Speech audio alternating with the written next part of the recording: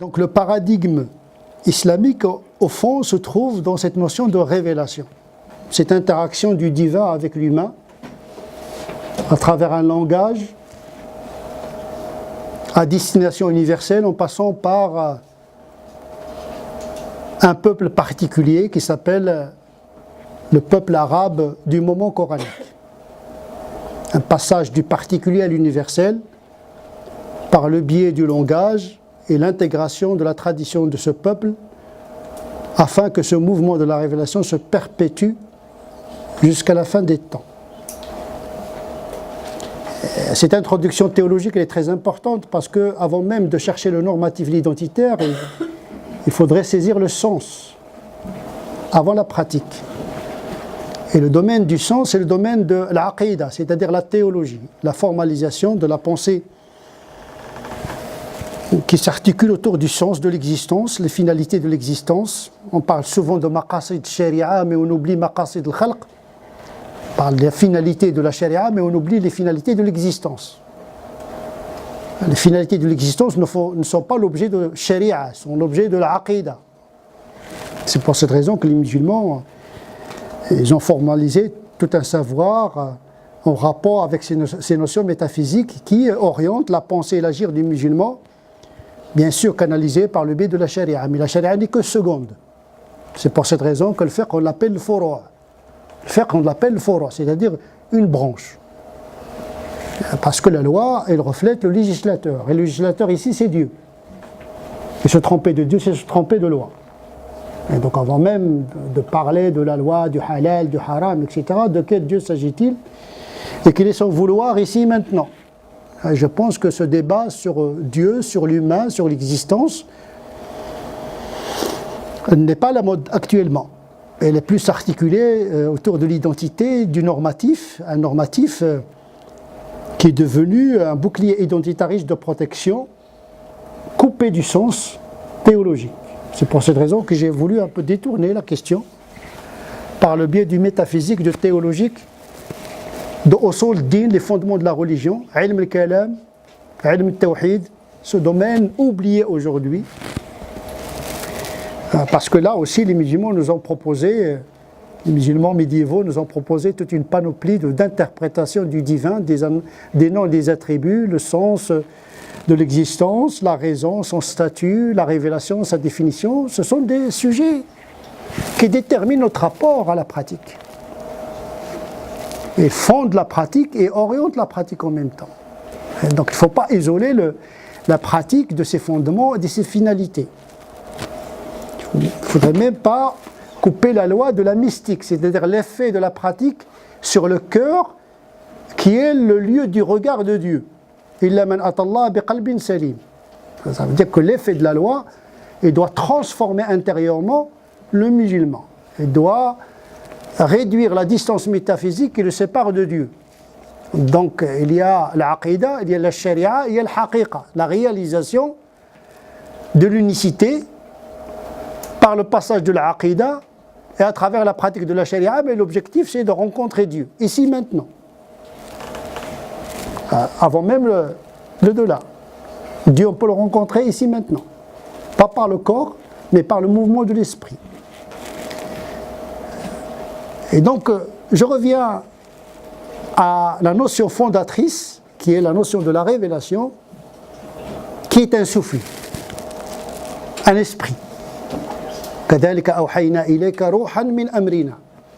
Ainsi, nous t'avons révélé un souffle, un esprit de notre part. Au départ, c'était un souffle, qui est devenu un langage, kalam.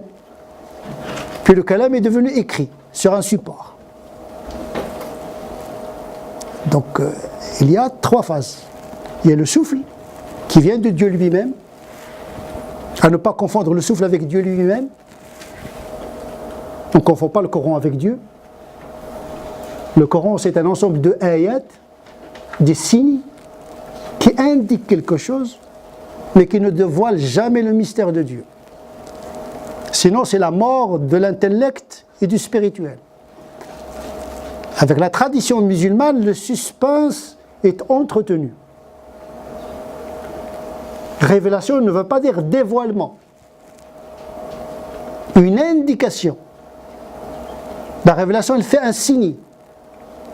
Mais la vérité, ce n'est pas dans le doigt qui indique, mais dans l'objet indiqué, ce qu'on appelle le ma'na, le signifié. Il y a le signifiant, le langage, mais il y a le signifié.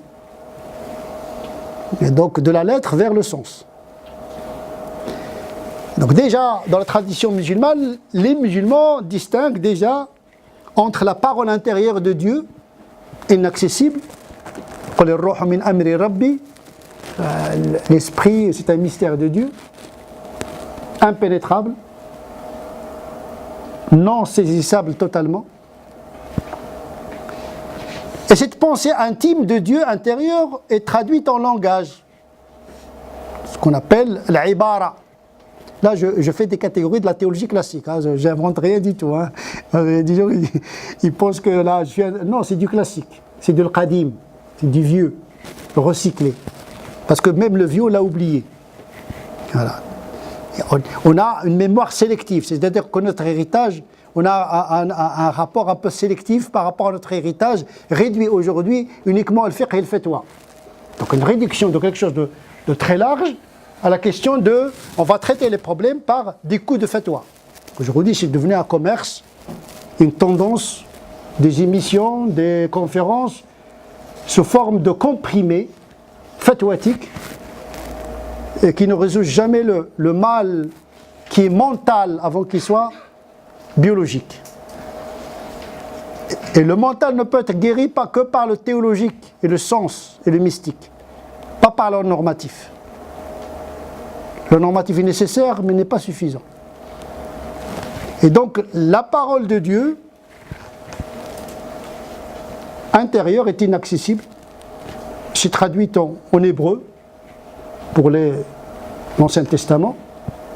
La révélation de Dieu dans l'histoire, elle s'est révélée à travers plusieurs langages. C'est-à-dire que Dieu de l'islam, ce n'est pas un Dieu arabe. Ce n'est pas un Dieu d'un peuple arabe. Rabbul Alamin, Dieu des mondes. Alors, on a tendance un peu à l'oublier. Il y a une confiscation de Dieu, transformée en bouclier identitariste contre. Mais Dieu n'est pas contre l'humanité, il est pour l'humanité. D'ailleurs, le Coran, au départ, il est venu parler avec la raison universelle, pas avec la raison musulmane, parce qu'il n'y a pas de raison musulmane. Qu'est-ce aql muslim, aql bashari. Parce qu'à la Mecque, lorsque le Coran est venu, il parlait avec des non-musulmans. Est-ce qu'il faut être un musulman pour comprendre l'islam? Est-ce que l'islam, il va passer tout son temps à parler uniquement avec les musulmans? Ou bien avec les Arabes, avec les Maghrébins, dans les banlieues? Ou bien il doit parler à l'humanité ici et maintenant, comme il a parlé aux contemporains du moment coranique. Et vous allez voir que ce qui va nous intéresser, c'est la méthodologie de la communication divine. En vérité, Tenzil, ce qu'on appelle Tenzil, la révélation, en elle-même, elle contient le paradigme de la communication des valeurs dans un langage, dans une culture donnée. L'esprit est gardé, mais le corps change, il se dégrade, il est biodégradable, mais il y a toujours un ijtihad qui sauve l'esprit pour l'intégrer dans un nouveau corps, puisque les civilisations, les cultures changent, mais l'esprit ne change pas.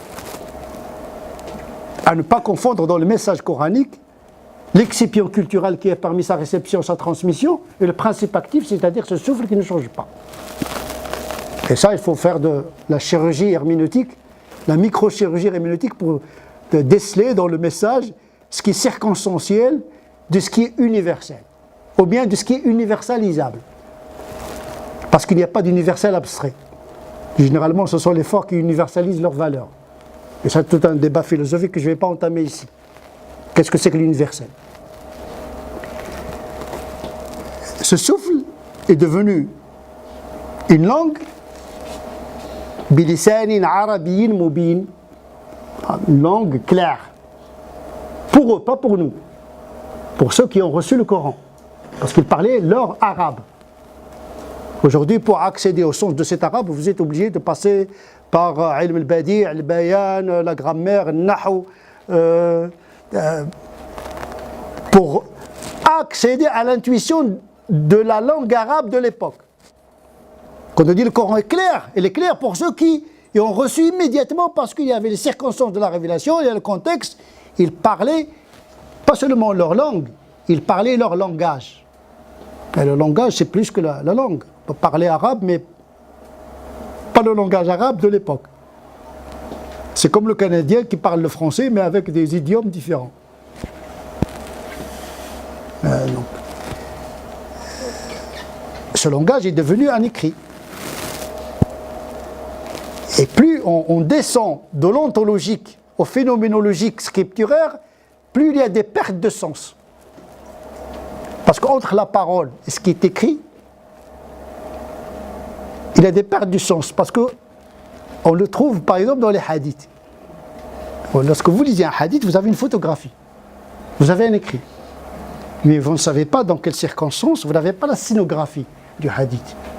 Vous n'avez pas le son. Vous n'avez pas l'image.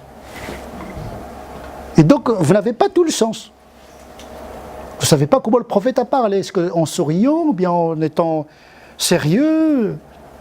Il dit, quand le prophète demande de faire quelque chose, vous ne savez pas. Est-ce qu'il le demande à titre de permission, à titre d'obligation, ou bien un impératif, ou bien le geste qui accompagne la parole nous est inaccessible. Donc on est obligé de faire le montage scripturaire. Il faut une grande imagination pour pouvoir savoir le sens à travers l'écrit.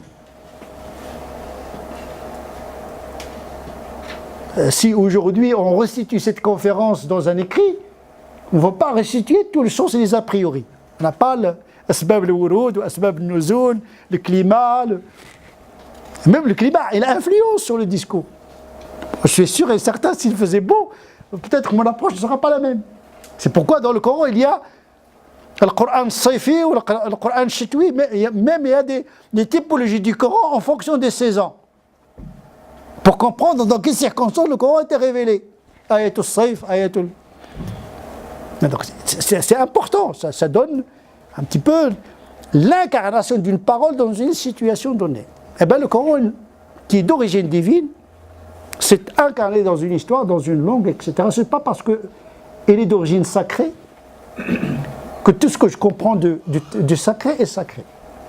L'interprétation du sacré n'est pas sacré, l'interprétation du Coran n'est pas Coran, ce qui permet aux musulmans d'être à l'aise par rapport à ce texte, de respirer. Comprendre le Coran, dans l'univers de le Coran, ça s'appelle l'exégèse fondamentale, ce qu'on appelle tafsir, Ibn Kathir, etc. Vous essayez un petit peu de comprendre. Sabab nuzul, la conjugaison, etc. Ça, c'est l'herméneutique fondamentale. Mais comprendre le Coran ici maintenant, ça suscite une autre épistémologie. C'est à partir de la réalité pour pouvoir traduire ce sens pour qu'il soit audible, intelligible dans la culture du temps. Mais là, il faut maîtriser la réalité parce que celui qui se trompe de réalité se trompe d'interprétation du Coran. Comme l'a fait le Coran avec son époque. Le Coran est une parole fluide, fragment par fragment. Ce n'est pas comme la Torah qui fut révélée d'un bloc. Donc il ne prend pas en considération l'évolution des cultures, mais le Coran, lui, par tanjim, par le biais de la fragmentation de la révélation, inaugure l'introduction du contexte et de l'histoire dans le rapport entre la vérité divine et la réalité humaine. Ce processus doit être continué, qu'on appelle l'ijtihad, retenzilé, révéler, réintégrer la parole de Dieu dans l'histoire. C'est une légitimité de l'ijtihad. C'est Dieu qui nous donne l'exemple. Le premier moufti, c'est Dieu. C'est un répondre. Mais pas la fatwa que d'aujourd'hui. Un produit fini. Même le kalala, on ne sait pas. Fait le kalala, même la réponse de Dieu, il est ambivalente et volontairement. D'abord parce que Dieu ne veut pas obliger l'humanité à avoir une perception univoque des enseignements. Et deuxièmement, la nature même du langage est métaphorique. Quelle que soit la précision du langage, il est toujours parabolique. Parce qu'il indique, il ne révèle jamais une vérité. C'est pourquoi les grands scientifiques, ils ont du mal à traduire leurs pensées. Gödel, il souffrait, il n'arrivait pas à traduire sa logique. Bourdieu, il avait du mal à définir l'habitus. Il avait une intuition. Les grands mathématiciens, les grands physiciens, etc., ils essaient de traduire leur intuition en des formules mathématiques, mais ils ont du mal. Parce que l'inspiration et la révélation est plus grande que le langage. Et ça, on le voit dans l'esprit des génies qui sont inspirés. Al-Muhaddathoun. Ceux qui sont inspirés. Et l'inspiration, c'est une connaissance au-delà du langage. Le langage, c'est un déguisement de la pensée. Une misère de la pensée. Mais il y a ceux qui ont le langage, mais n'ont pas de pensée. Il y a ceux qui ont une pensée, mais qui n'ont pas de langage. Ce n'est pas parce qu'ils n'ont pas de langage qu'ils n'ont pas de pensée. Ce n'est pas parce que tu sais bien parler que tout ce que tu dis est vrai. Il y a de grands tchatcheurs, mais dans la pensée, tend asymptotiquement vers le zéro. Les grands saints, etc., ils ne parlent pas, mais ils connaissent des choses. On a même des exemples de grands savants qui ne savent ni lire ni écrire. Les savants de l'islam. Nafi', l'élève de l'imam Malik, il ne savait ni lire ni écrire. C'est une référence dans le fiqh al-Maliki. L'ummiya, ce n'est pas une insulte. Le prophète était ummi. Attention, la connaissance n'est pas liée uniquement au scriptural, au scripturaire, etc. C'est l'intuition des choses. C'est pourquoi on trouve beaucoup de connaissances sur le musulman commun, illettré, qui a plus de bon sens qu'un savant qui relate des inepties sur l'islam. الإلهام إن في ذلك لآيات للمتوسمين ceux qui savent lire les signes.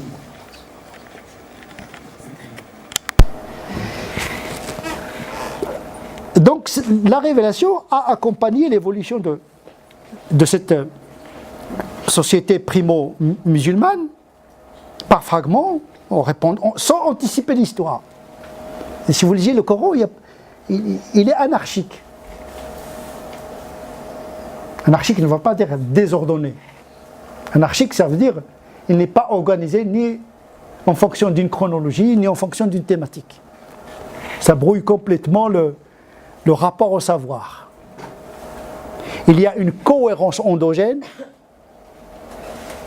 ce qu'on appelle ilm al-munasabat bain al-ayat wa as-suwar, ça veut dire qu'il y a toute une discipline qui s'intéresse aux interstices, aux articulations, à ce mouvement saltatoire du Coran d'un sujet à un autre, sans relation apparente.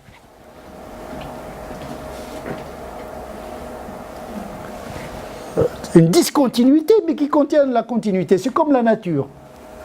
C'est comme quelqu'un qui vous parle de la botanique, puis il passe au sujet de l'astrophysique, en parlant du mouvement de la Terre, au mouvement le soleil, etc.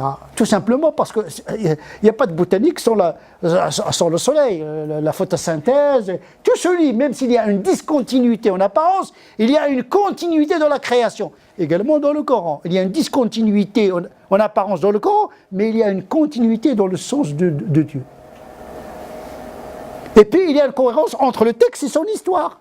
Parce qu'un texte qui est cohérent avec lui-même, ça s'appelle de l'autisme. Quelqu'un qui est très cohérent avec lui-même, il est dangereux. La cohérence, il faut être avec soi-même, mais avec la réalité. Et quand la réalité change, il faut changer de cohérence. La cohérence, c'est dans la relation à l'autre.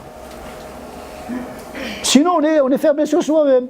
Les gens qui sont trop logiques sont dangereux. C'est pourquoi Dieu, dans la création, et même dans les lois, il y a toujours une règle, il y a des exceptions. Dans les mathématiques, dans la physique, et même dans la loi. Les darurati ahkam. Donc il y a la règle pour signifier que celui qui crée la création n'est pas soumis aux lois de la création. Il est capable de la transgresser. C'est le miracle. Mais au niveau de la loi, c'est la loi de l'exception. Toute la théologie, toute la philosophie politique s'inspire de de la souveraineté comme un pouvoir de l'exception. Je ne vais pas entrer dans la philosophie politique, c'est un peu compliqué, mais la philosophie politique, c'est-à-dire la souveraineté, c'est-à-dire que le souverain, à l'image de Dieu, il n'est pas lié par une quelconque loi, parce que c'est lui qui fait la loi. Et donc Dieu qui, dans la biologie, dans les mathématiques, dans la physique, et même dans les lois, et même dans le Coran, il y a une loi, il y a une règle, il y a des exceptions. Ce qui permet toujours de ne pas s'installer dans une cohérence qui peut aboutir au totalitarisme et au fanatisme.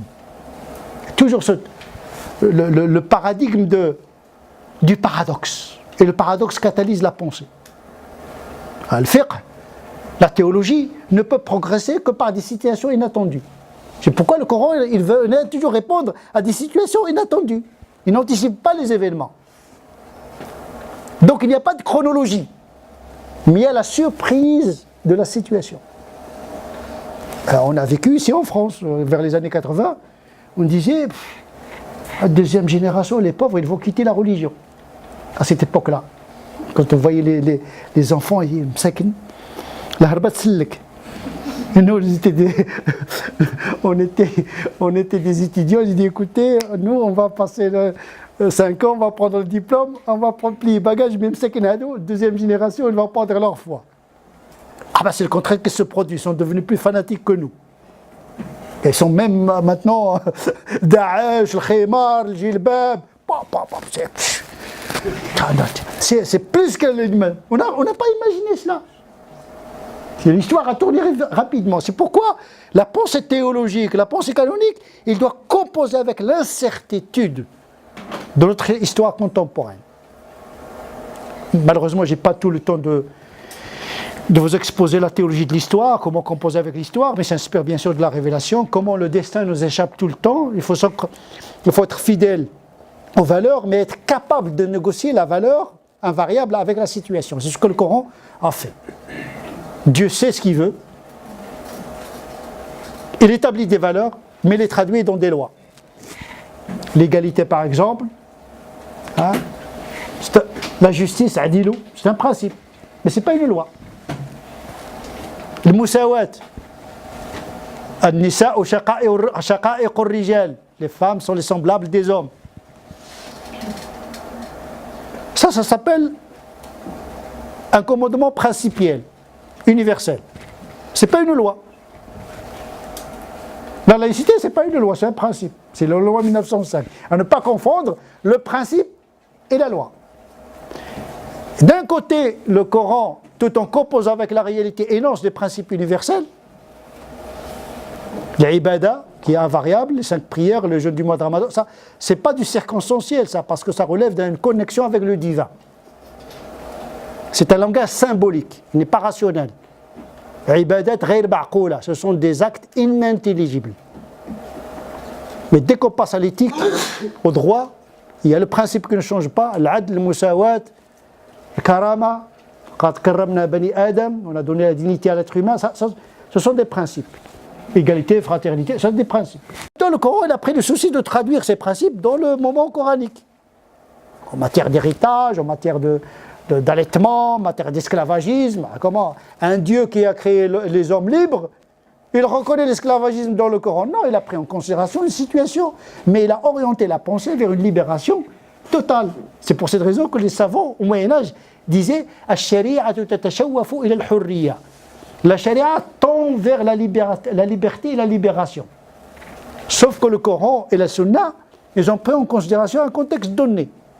Ibn Taymiyyah, il résume cette pédagogie dans son livre, Raf' al-Malam. Il dit en vérité, Dieu et son prophète, ils ont pratiqué la sagesse universelle qui dit, si tu veux être écouté, ordonne le possible.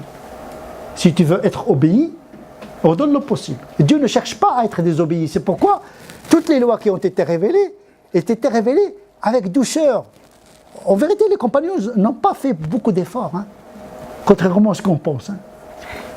Même dans l'aqida, ils croyaient qu'il existe un Dieu. Mais il dit, les médiations, ce n'est pas la peine, حيدوا شويه ما نعبدهم الا ليقربونا الى الله زلفى. Les déités médianes, Dieu n'en a pas besoin. Mais ils croyaient déjà. On a un Dieu suprême. وَلَئِنْ سَأَلْتَهُمْ مَنْ خَلَقَ السَّمَاوَاتِ وَالْأَرْضِ لَيَقُولُنَّ اللَّهُ. Ils n'avaient pas de problème. Ils n'étaient pas des athées. Ils avaient une foi inflationniste. Ils avaient une inflation de Dieu. Et donc il a réduit. On a un seul. Makarim al-akhlaq. Il a opéré, en vérité le Coran, il a opéré une radicalité dans le sens. Mais les lois composées avec la réalité. C'est ça le principologue ne s'intéresse pas à la loi coranique en tant que telle, ou bien à la loi dans le hadith en tant que telle, mais le principe qu'il essaie de traduire cette loi dans une situation donnée. C'est pour cette raison qu'ils ont intégré la culture, l'ada sharia muhakkama, le masalih, l'utilité, etc. C'est-à-dire que la loi, elle est au service de l'homme. Mais ils ont compris que ce n'est pas l'homme qui est fait pour la loi, mais c'est la loi qui est faite pour l'homme. Aujourd'hui, on pense que Dieu a fait la loi pour que nous nous plions à la loi. Non, il a fait la loi pour accéder à Dieu. Sinon, on va tomber dans la nomolatrie, l'adoration de la loi. Je fais la prière pour la prière, je fais ça pour ça, et puis, justement, le pourquoi disparaît complètement. En définitive, la loi, elle est faite pour l'homme.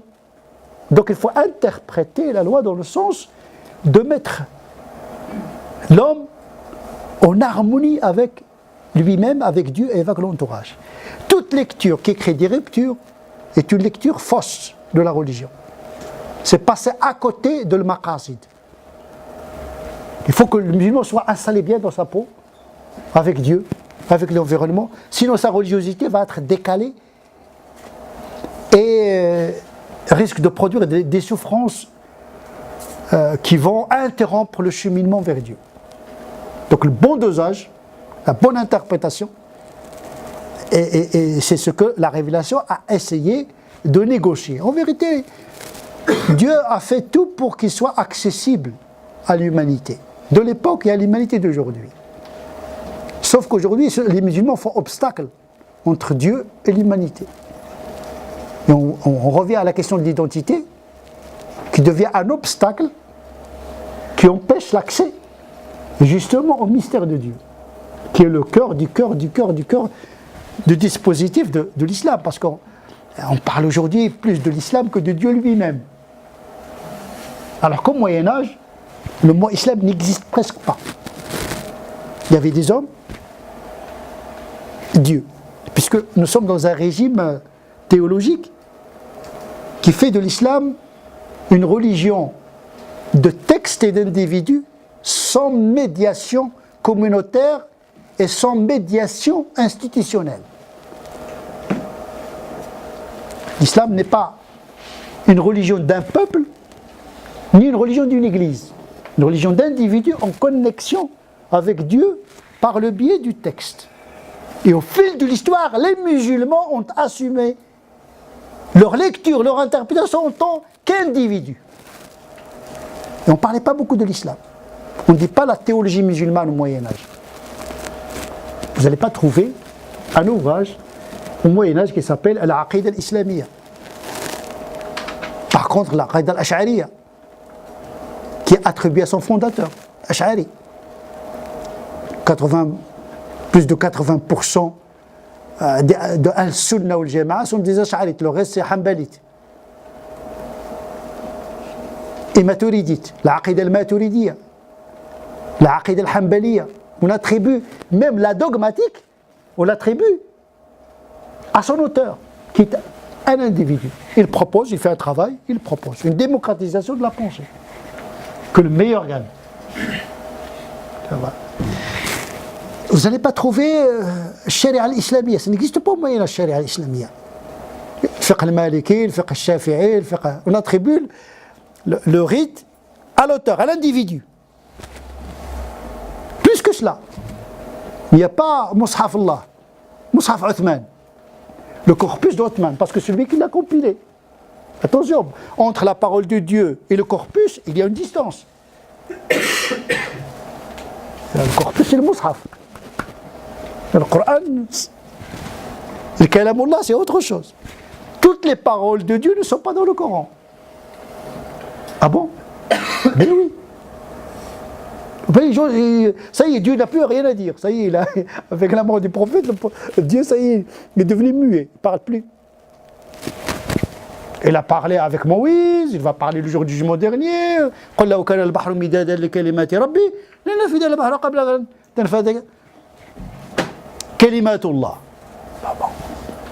Mais tout ce qui est dans le Coran sont des paroles de Dieu. Donc, déjà, les paroles de Dieu ne sont pas définitivement définies dans le Coran. Que dire de ces significations? Donc il y a beaucoup de chemin à faire. Ah, il faut travailler. Il faut combattre la flemme et la fainéantise et la paresse. Nous sommes devenus les plus grands consommateurs de tout. Une passivité totale. On sous-traite la pensée. On préfère penser par la pensée de l'autre que de presser ses propres ménages pour pouvoir comprendre. Mais le jour du jugement dernier, lorsque tu seras questionné, tu vas dire Wallah, j'étais dans la communauté musulmane de France. Dieu va dire moi je ne connais pas de communauté musulmane de France. Je connais des individus. Il va te juger en fonction de ce que tu as compris toi, pas en fonction de ce que les autres ont compris. La yuhasibuka Allah illa ala qadri ma tastati' fahman wa amalan. Dieu, lorsque le jour du jugement dernier, il ne va pas poser une seule balance. Mais chacun a sa propre balance. Selon sa génétique, sa physiologie, sa culture, son éducation, son contexte, etc. Parce que nous sommes créés à l'image de Dieu, singulier. Et donc, il faut assumer cette individualité. D'abord l'individu. Et c'est l'individu qui fait la communauté, et pas le contraire. Et de quelle communauté s'agit-il? Communauté spirituelle, communauté culturelle, communauté politique? Malheureusement, je n'ai pas le temps de développer toutes les typologies de communauté parce qu'il y a vraiment un fourre-tout maintenant. Quand on dit des communautés, on ne sait pas de quoi on parle. La solidarité communautaire, tout. Il y a beaucoup de confusion. On est plus dans la logique de l'identité, la logique d'un peuple, que dans la logique d'une communauté spirituelle qui partage un ensemble de valeurs au-delà des subjectivités des individus qui composent cette communauté et au-delà des origines et des appartenances culturelles. Il y a les 6 piliers qui nous unissent de la foi, il y a les 5 piliers de l'islam qui nous réunissent, quelques valeurs universelles, morales qui nous unissent, mais le reste, il n'y a que de la culture, de l'éducation, de la subjectivité, niveau intellectuel, etc. Il faut que l'individu s'épanouisse. L'islam est venu libérer l'individu de la solidarité tribale. Inna wajidna aba'ana ala umma, dans le mimétisme. Et donc, le Coran parle à la raison humaine et responsabilise l'individu. Donc à partir de là, c'est Ibrahim kana umma. Ibrahim était une communauté. Et la vérité ne se mesure pas par la statistique. Parce que beaucoup de gens disent ouais, tous les ulama, ils ont dit ça. D'abord, il faut vérifier est-ce que tous les ulama, ils ont dit ça. Et même si tous les ulama, ils ont dit ça, et alors? Est-ce on a des conciles? Là, on va faire quoi?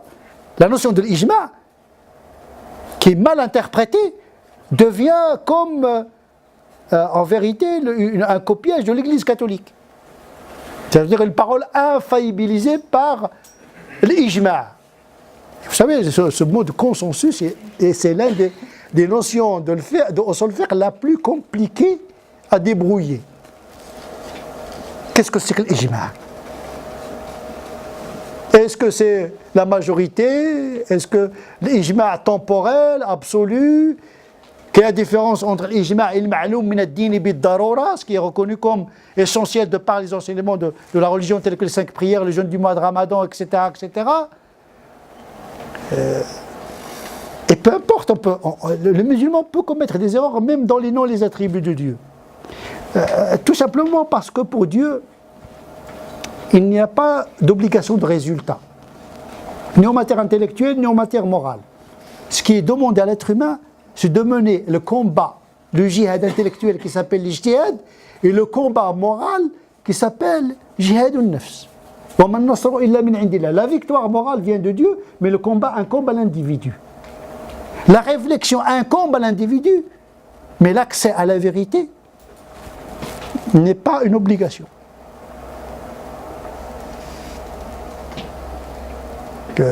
Sinon, ça s'appelle taklif ma la yutaq.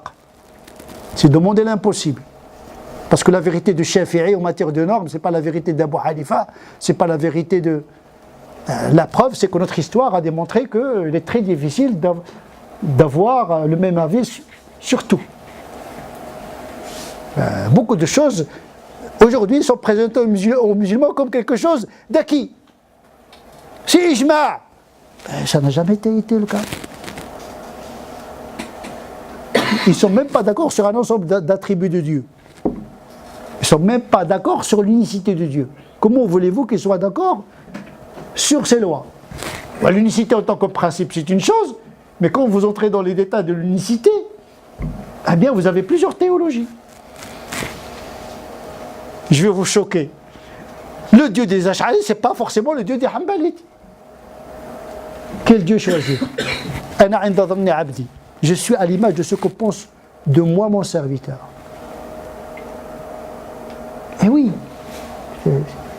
l'accès à Dieu, c'est quelque chose qui procède par vérification, réfutation, avancée, etc. Si ce processus d'ijtihad en matière de l'aqida est une obligation, que dire en matière de normes? Bien sûr, l'unicité de Dieu, c'est... Tout le monde est d'accord, Allah wahid.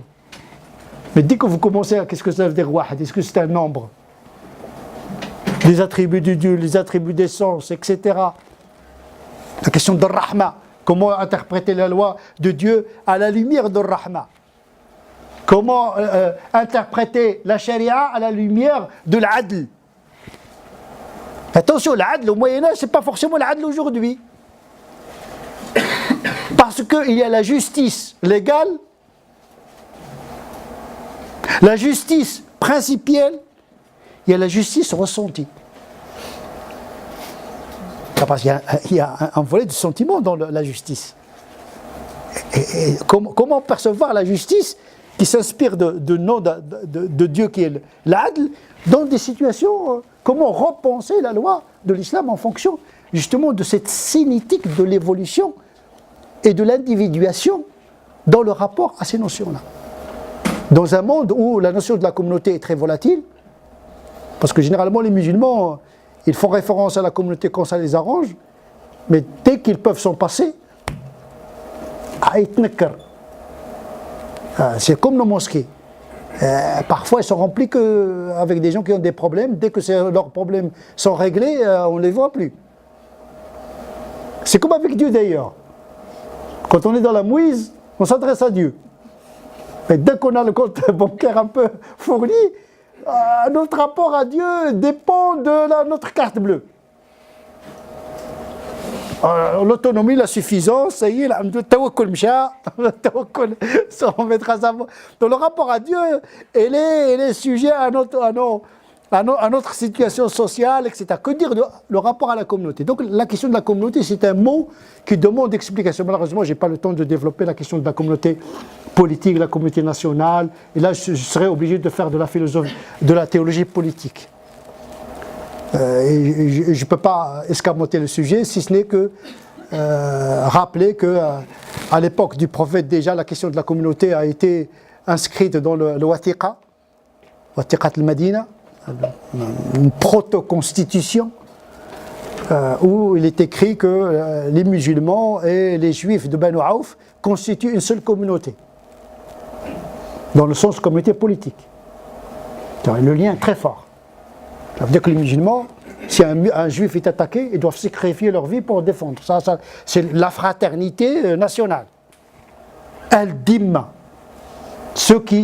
Les minorités qui sont liées avec les musulmans par un contrat politique qui oblige les musulmans, s'il le faut, à sacrifier tous leurs biens et tout leur sang pour défendre une minorité non musulmane attaquée par un ennemi extérieur.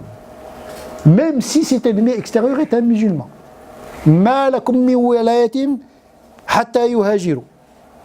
dire que vous n'avez pas à être alliés à ces musulmans qui sont restés à la Mecque tant qu'ils ne sont pas venus à la cité Médine pour constituer une communauté politique.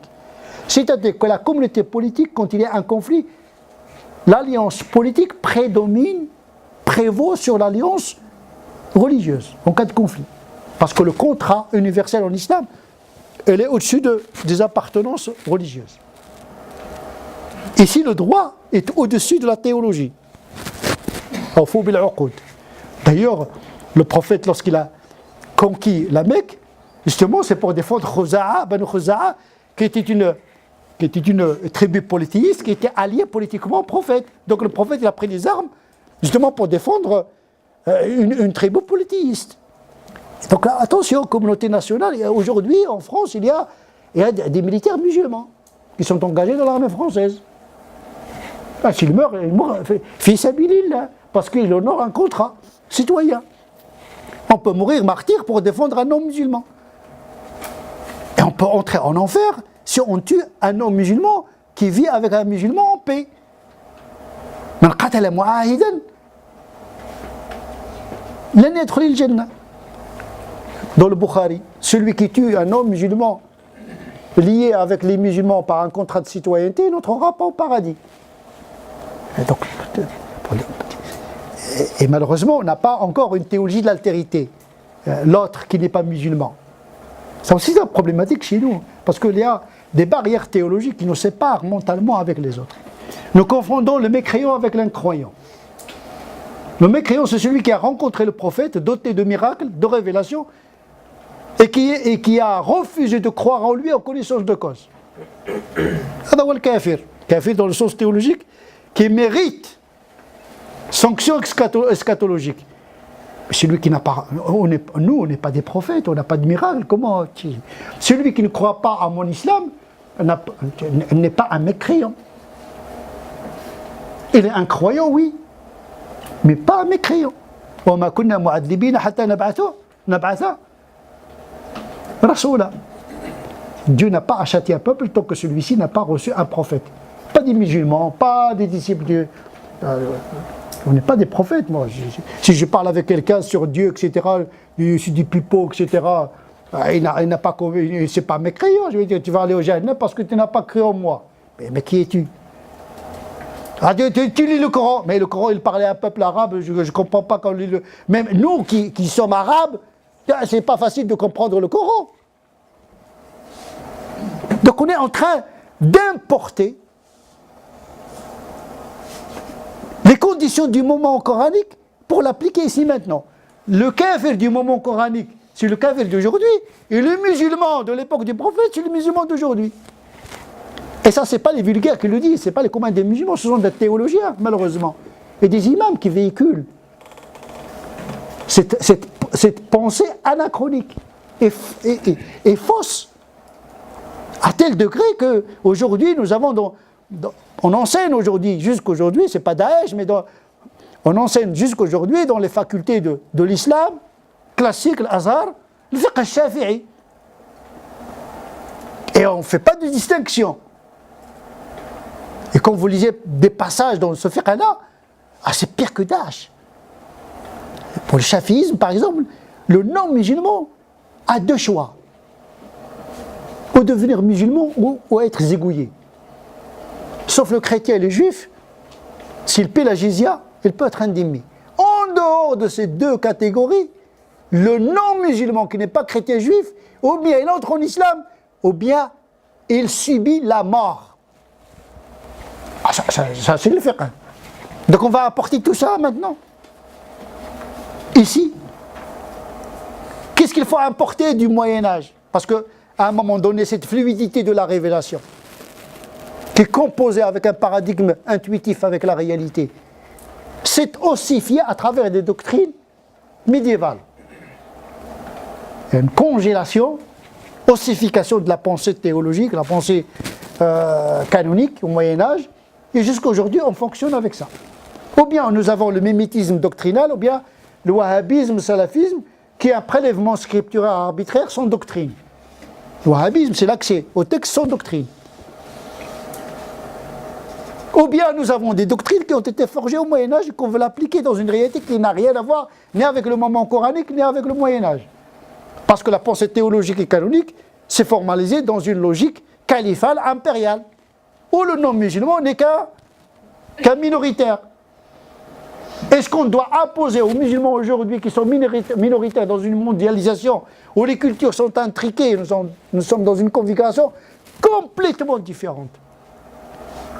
Et on va appliquer une pensée qui était en phase avec son époque. Et importer cette pensée aujourd'hui qui fait de la douleur et de la souffrance dans l'esprit de beaucoup de musulmans. Moi, je pense que nous vivons avec des cailloux dans les chaussures. Musulman, mais n'est même pas à l'aise. Même pas à l'aise avec soi-même. Donc ce déséquilibre intérieur, il se répercute sur la société également. Sur la communauté musulmane, etc. Déjà, quand on dit la communauté musulmane, déjà on se bouffe la gueule comme on dit. Il n'y a pas de tolérance, pas du tout. Il faut qu'on entre tous dans le même moule. Mais non, je ne suis pas d'accord. Surtout quand il s'agit de quelqu'un qui travaille sur la pensée. On a le droit de commettre des erreurs. Ça, c'est l'erreur intellectuelle, mais on n'a pas le droit de commettre une erreur morale, une faute morale. Dès que vous êtes en différence avec un musulman, il commence à scruter l'intention. Il n'écoute plus l'argument. Il est en train de voir, tu veux plaire, tu veux frimer, tu veux, etc. Écoute ce que je dis. Même Shaitan, quand il te parle, écoute-le parce qu'il peut dire la vérité. Le prophète a dit à un des compagnons, lorsque le diable lui a donné un conseil, il dit en vérité, il t'a dit la vérité même si c'est un menteur. La sagesse, elle peut sortir même de la bouche d'un fou. Pourquoi te priver? Ne mets pas de conditions pour accéder à la vérité. Il faut qu'il soit dans mon obédience, il faut qu'il soit dans ma religion. On ne met pas de conditions pour accéder. Il faut être curieux, il faut écouter. On n'est pas obligé d'être d'accord, bien sûr, mais il faut écouter. Dialogue. Et puis, ce qui est faux aujourd'hui peut être vrai demain, ce qui est vrai aujourd'hui peut être faux demain. On évolue, on pense, les situations parfois nous poussent à reviser nos convictions. La réalité parfois nous pousse à revoir la copie. Ça ne fonctionne pas. Pourquoi ça ne fonctionne pas? Je vais vérifier le hadith. Je pense que le hadith est sahih, alors qu'il n'est pas sahih. Mais s'il n'y avait pas la contrainte, je n'aurais pas pu vérifier le hadith. Ce sont les situations qui font que je reconfigure mon rapport au texte. C'est ce que les savants faisaient. Dès que le hadith, ou bien le verset, devient dans son application problématique, on change son interprétation. Si c'est un hadith, on revoit son authenticité. Si le texte est mutawatir et sahih, on le sauve, on le conserve, mais on le sauve par ta'wil. L'interprétation sauve le texte. On ne change pas les textes, on change la perception. Et donc, c'est cette dialectique qui doit nous inspirer à notre mode de rapport dans la religion. Sinon, lorsqu'on parle de l'islam de France, en vérité, on parle de l'islam maghrébin de France. Ça veut dire la médiation par... Il n'y a pas un contact direct entre l'islam et la réalité. On est obligé d'imposer un modèle anthropologique, doctrinal, forgé dans une époque donnée, pour qu'on le vive ici, maintenant. Sachant que la réalité française est elle-même complexe. Il y a la réalité physique et il y a la réalité mentale. La France, ce sont des valeurs magnifiques, c'est peut-être les meilleures. Fraternité, égalité, laïcité, liberté de conscience, etc. Mais la France n'est pas que la Constitution, il n'y a pas que le droit, il y a les tripes. Et dans une nation, il n'y a pas que la loi. Il y a les perceptions. Il y a une sociologie mentale qu'il faudrait prendre en considération. Jusqu'à présent, on négocie notre visibilité en termes de droit. C'est une mauvaise négociation. Parce que l'être humain est traversé par les tripes issues.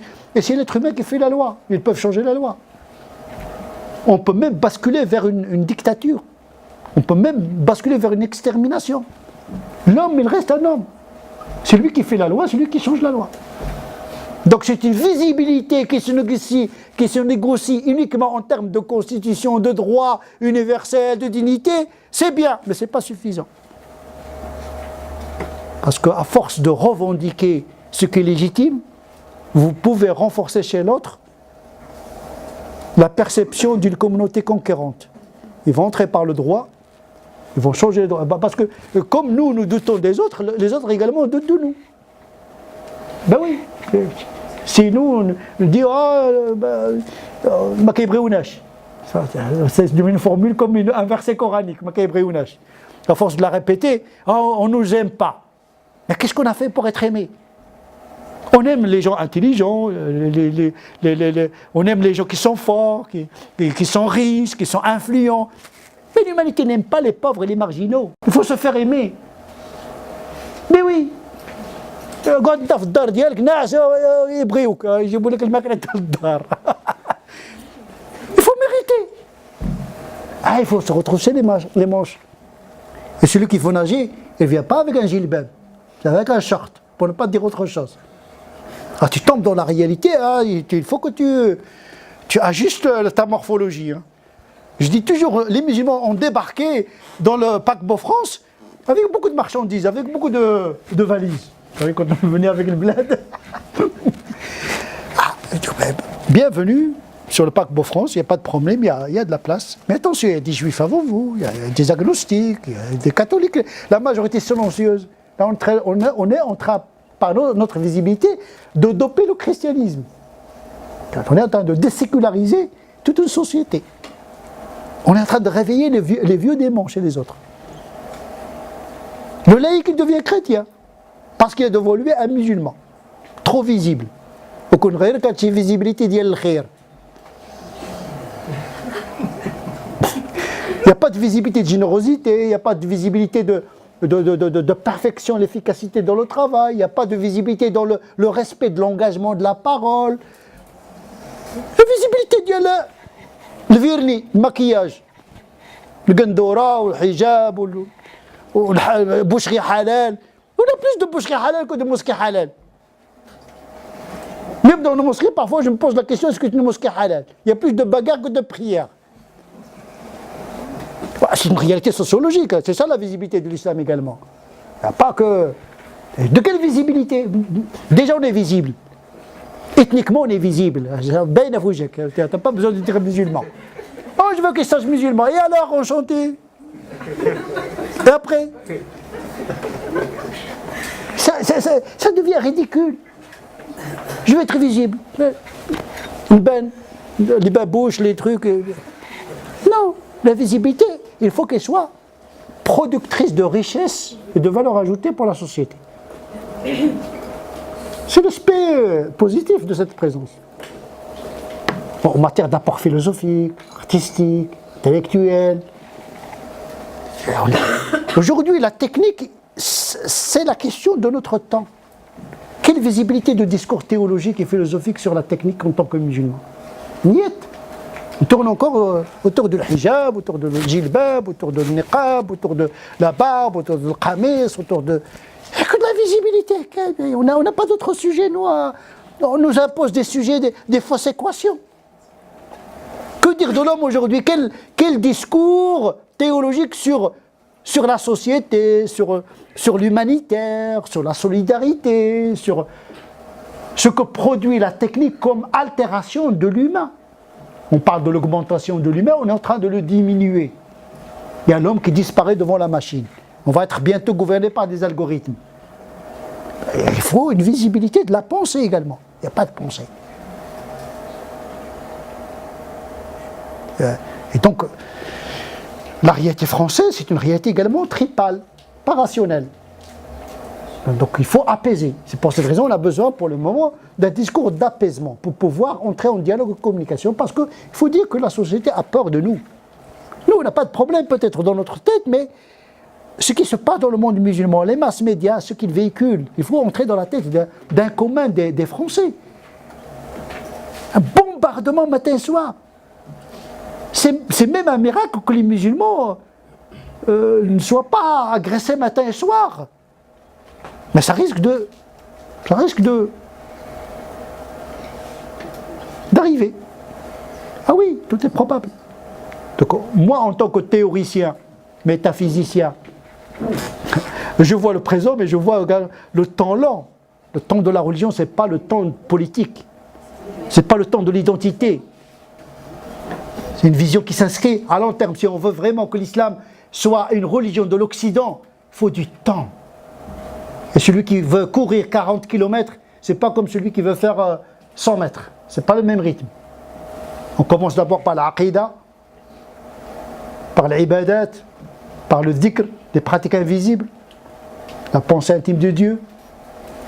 En marchant, on pense à Dieu. À quoi ça sert d'avoir une gondora et le corps vide de Dieu? Ah, quand même, c'est catastrophique. Le hijab, mais pas de prière. Bon, à un moment donné, il faut organiser tout ça. Hein. Moi, je demande à réorganiser tout ça. Mais oui! L'homme il est nu, on lui dit qu'est-ce qui te manque? Je veux un anneau. Ah ben, au moins un slip, puis un serwal, puis l'aura soghra, l'aura al-kubra, la grande nudité, puis la petite la grande nudité. Non, il veut le khatem. حنا بدينا بالخاتم. Non, il faut commencer d'abord نستروا العورة الكبرى. Je pense qu'il y a un désordre religieux aujourd'hui. Il n'y a pas même avec Dieu, il n'y a pas d'organisation dans le rapport avec Dieu. On commence par quoi? J'ai l'impression qu'on commence par la fin. Mais je pense à ce rythme-là, si on continue comme ça, moi je vous donne 20 ans, il y aura une extinction de l'islam. Un épuisement de la foi. Parce que l'expression de la visibilité n'est pas proportionnelle à l'enracinement de la foi. Mais oui, c'est en fonction de l'enracinement que la hauteur de la plante se mesure. Et voilà, tu ne peux pas montrer que tu es quelque chose, tu fais peur aux gens, alors qu'à la moindre tempête, tu es éradiqué de l'existence. C'est pourquoi il y a 13 ans à la Mecque, il n'y a qu'un discours sur la foi. Même à Médine, la plupart du discours du Coran médinois, c'est encore la foi. Préparer l'individu à être à l'aise dans le monde, se préparer à la rencontre de Dieu, parce que c'est ça en définitive. Nous vivons dans un temps éternel. Pour le musulman, le temps est éternel. La mort, c'est pas une expulsion du monde. Donc son avenir, il est eschatologique, mais également ici, maintenant. Comment concilier entre la réussite profane et la réussite spirituelle? Il faut donner un bon produit. Sinon, on va générer un désordre religieux qui va se répercuter négativement sur une société laïque, lequel désordre laïque va se répercuter négativement sur les musulmans. Et c'est les musulmans qui vont payer le prix. Et je vous remercie.